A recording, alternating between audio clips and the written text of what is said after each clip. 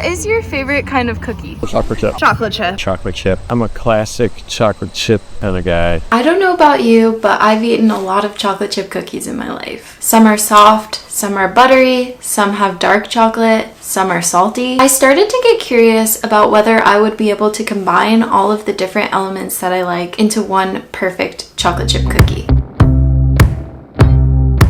Weird way to start a video about baking. I'm walking to the library right now. For those of you just joining us for the first time today, my name is Natalie. I'm a real life scientist and a fantasy life professional baker. I've done a lot of baking in my life, but I feel like I don't understand what all the ingredients do. I wanted to teach myself some of the basics of cookie science before we could get into the real research.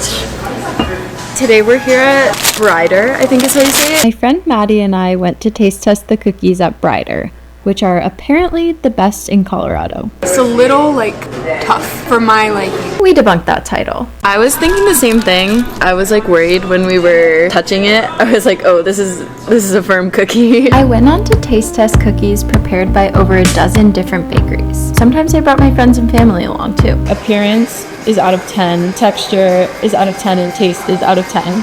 So it's total of 30. I quickly realized that many people have differing opinions about what makes a good cookie. I guess my question is, can it have nuts in it? Difference between firmness and there's still the chewiness on the inside. What makes a good cookie? Yeah, I think it has to have nuts. Shape. And a little body to the cookie, a little doughy. Claire and I went to taste test 2 cookies from neighboring stores, and the employees were actively competing about whose was better. Both really good though. Really, really good.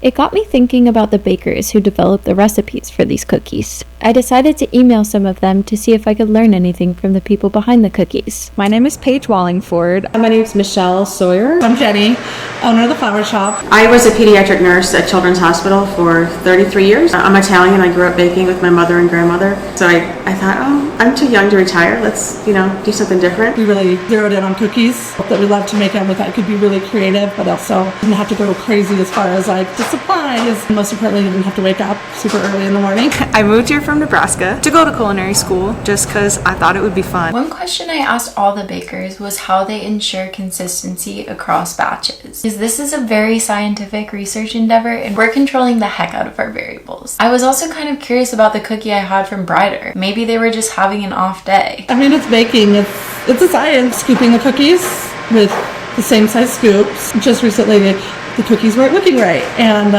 we realized one of the scoops was a little deformed. We scale everything here in grams. Grams is way more accurate than a measuring cup. It's not like cooking. You are by the book, every single ingredient. I still will read the recipe before I start, even though I've made it 100 times, 1,000 times. I also want to make sure that I can replicate my own cookies in the future. I'll get all the ingredients together, like chefs will call it mise en place. The freezing really helps with the consistency thing too, because just chilling the dough, it's it could be a lot softer than other times. Even though I love baked goods and sweets, baking itself can be a bit of a challenge for me because precision isn't exactly my strong suit, which is kind of unfortunate considering my career choice. But talking to the bakers made me start to question whether science could actually answer the question I was trying to solve. They can share with their family, they can eat it all themselves, have it with a cup of coffee. I think it's one of those comfort foods that people really just gravitate towards. I enjoy feeding people and seeing the look on their face when they bite into something and it tastes delicious and their eyes kind of get big. So I get a lot of joy from that. I thought I had gotten my scoring system down, but how do you measure things like comfort and joy? Even if science could only halfway explain the perfect cookie, it was the best place I knew where to start. I turned to some of the most popular recipes on the internet to see if I could map my observations from my taste test onto concrete recipe steps. I also wanted to get input from additional participants and decided to host a bake-off. I had 6 different recipes, which required a lot of coordination because I wanted to bake them all on the same day. I didn't want the results to be biased if there were some cookies that were fresh and some that were a couple days old. So I had to figure out a system for baking them all on the same day. I prepped all of the recipes that required chilling before baking. I made in advance and have been storing in the fridge. I have this little cheat sheet for myself with the recipes broken down with what temperature they need to be baked at so I can bake them in order. And then the ones with the stars, I don't have the dough for those yet because those are the ones that are like not supposed to be chilled beforehand. So I definitely have some work to do today. During the taste test, everyone had a scoring card that was based on the same system I had used during my initial taste test. Is it time? Is it happening? I had 6 tasters, excluding myself. I, of course, still participated, but since it wasn't a blind experiment for me, my ratings are not included in the results. The bake-off was a super interesting experience for me because I got to see how these recipes, which for the most part contained similar ingredients, produce different results depending on the ratio of these ingredients and the different techniques used to make the cookies. The first recipe is one of the first recipes that comes up on Google when you search for chocolate chip cookie recipe. It comes from the food blog Handle the Heat and features the highest ratio of brown sugar to granulated sugar in the bake-off, which the recipe developer promises will make a chewier cookie. I love chewy cookies and the recipe delivered on that. It was actually one of my favorites. Other tasters stated that the cookie was too dense or that the texture was granular, as if the sugar was not fully dissolved. And I wonder if this could be a product of the extra brown sugar. Recipe B was the unanimous favorite. It came from Claire Saffit's YouTube channel, and the recipe video has over 3.2 million views. Tasters loved the toasted flavor and felt the cookie was reminiscent of Nestle Toll House cookies. Appearance and texture-wise, the cookie stood out among the others. I hypothesize that this is because recipe B had a vastly longer baking time than other cookies. People loved the texture. B was shockingly softer than you would expect. I'm shocked at how soft because it looks like it's gonna break your teeth. And that's why I think she's perfect. And I also rated recipe B's texture very highly, but I kind of wondered if this is because I actually liked it or if it was just because I have interviewed so many people who have told me that the perfect cookie is crispy on the outside and chewy on the inside, that when I bit into this cookie, I said, this is it. This is what everyone's been talking about. Recipe C came from Cloudy Kitchen, which is a popular recipe with over 82,000 likes. The thing that tasters loved most about recipe C was the salt. Not only did the recipe include more salt than any of the others, but it also instructs bakers to sprinkle more salt on the top after baking. I remember recipe C not only for its saltiness, but also for its odd texture. Some tasters found that it was undercooked, but also that it was too flaky. I had to include a recipe for my go-to source of baking knowledge, Sally's Baking Addiction. I trust Sally with my life. This one's interesting because it has an extra egg yolk and cornstarch. Sally's recipe boasts over 30 million page views, with an average rating of 4.7 stars. Sadly, the tasters at my bake-off were not so impressed. Several tasters thought the texture was too dry, and I personally thought the cookie was evocative of shortbread. D was dry and dense. Still, others claimed the cookie was underbaked and overly sweet. One reason the experiment was interesting was because I think on any other day, I would have thought this was a delightful cookie. We all agreed that any of the cookies given to us individually would have been a great cookie, but when you have more to compare against, you can be a bit more discerning. Recipe E was my least favorite, and it was not popular among the tasters either. It came from the well-known All Recipes and had over 19,000 ratings, with an average of 4.6 stars. The All Recipes recipe has been so far just very normal, very standard chocolate chip cookie recipe, but it wants me to dissolve baking soda in hot water for some reason. My biggest issue with this recipe was its lack of flavor. I hypothesized that this was due to the low salt content and a ratio of brown sugar to granulated sugar that was also on the low end. The tasters thought it was too soft and underbaked, which makes sense since this recipe spent only 10 minutes in the oven. I'm super curious about the last recipe, recipe 6, because it's quite similar ratios of everything to the All Recipes recipe, but it's a hotter oven temperature, so it will be a really good way to gauge what different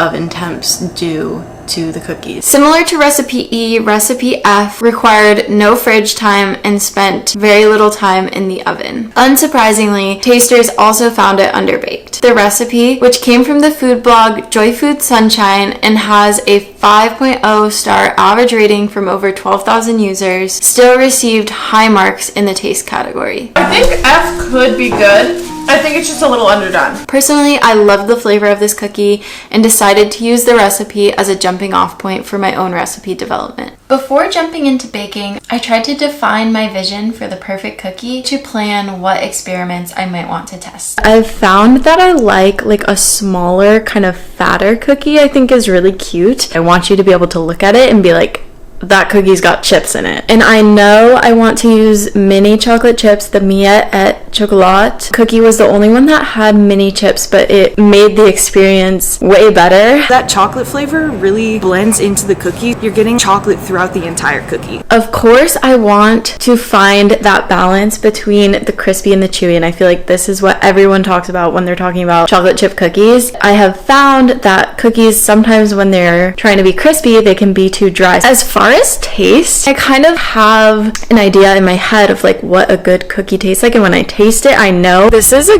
good cookie, but it's hard for me to put that into words. You can taste distinct flavors. That's not just sugar. There's butter, there's vanilla, and I do want it to have a touch of saltiness to it as well. Most of the baking textbooks that I've been reading will say something along the lines of, if you want to make the best possible baked good, you should be using the best possible ingredients. That makes sense, but I do want these cookies to be something that is accessible and that people can make with ingredients just from the normal grocery store. I want to figure out what are the best possible chocolate chips from the normal grocery store. So I got Nestle, which is the classic, and then Ghirardelli, which we might expect to be better because it was almost $2 as expensive, but we need to do a real taste test to be sure. My preference is definitely the Ghirardelli. I'm not the best at putting flavors into words. The Ghirardelli just tastes more like chocolate. After choosing the best chocolate chips for my cookies, I wanted to find the best flour too. In one of the baking books, it did recommend that cake flour could be good for cookies. This is crazy. Just the look of the two cookies is so different. But there definitely is a textural difference, and I do think that the cake flour provides a more optimal texture. From my research, it seems like there are two main methods of cookie preparation. There's the creaming method, which is when you mix room temperature butter with the sugar, and then there's a different method where you melt your butter first before dissolving the sugar in it. And I am curious how using these two different methods might impact the texture of my cookies. I'm going to use the same recipe and just change the methods with the butter. I'm intentionally trying not to brown the butter because I really want to isolate the texture, and browning the butter would probably add a flavor variation as well as changing the texture. This is after egg and vanilla, and there's just quite a textural difference at this stage. Okay, so this one with the creaming method is just a lot thicker and denser, obviously, because the butter is a lot more solidified.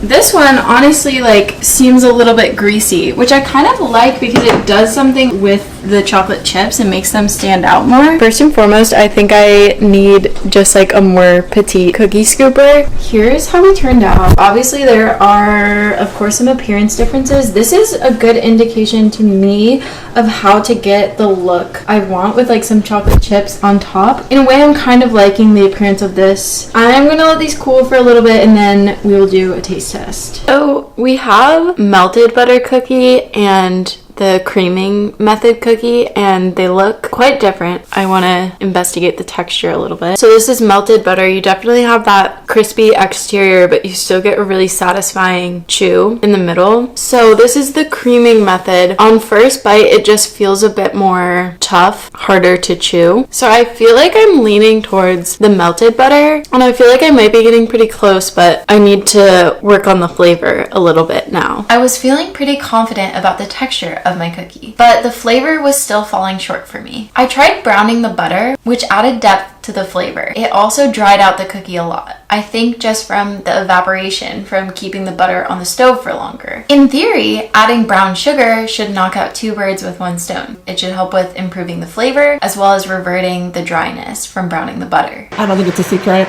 that we do more brown sugar than white sugar in most of the cookies for that chewy texture. I lowered the flour as well, so maybe things will balance out. There is a slight appearance difference. It's interesting because I think that the brown sugar one is actually lighter in color. Control cookie first. I might have done it, guys. There's definitely a difference. This tastes really good. By this point, I had created a cookie I was really happy with. But as one finishing touch, I decided to try increasing the salt content. Salty and less salty. Let's do less salty first. This is what we're used to. This is the more salty. I can taste the salt. It might be borderline too much. But the one with the normal amount of salt is definitely not enough. For my final cookie, I actually decided to go halfway between the two. The final improvement put my cookie right where I wanted it. Something was still different between this cookie and the cookies I had tried out in the world. I set out to find the perfect chocolate chip cookie using science. And I think I got closer to the cookie that I wanted. But the more I tested and the more I learned, I realized that science might not be the best tool to try to find it. Because I think what makes the perfect cookie might not be so scientific after all. As a part of the documentary, if you want to record this. And I have the cutest dog ever, Romeo. He is the cutest dog ever. He loves cookies! 2 more hours. So sorry. It's okay. You'll have to edit that. Stop it. Uh-oh. Oh no. I messed up. We have a really old oven, so sometimes that could be different. Do we start? 1 tablespoon of vanilla, 2 1/4 cup of flour, a teaspoon of salt, a teaspoon of baking powder, Nestle Toll House chocolate cookie. This bad boy, this 1,000+ page textbook, Baking and Pastry, I have a lot of notes from this one. Wow, you're better at this than I am. I don't get too. She hasn't even been studying.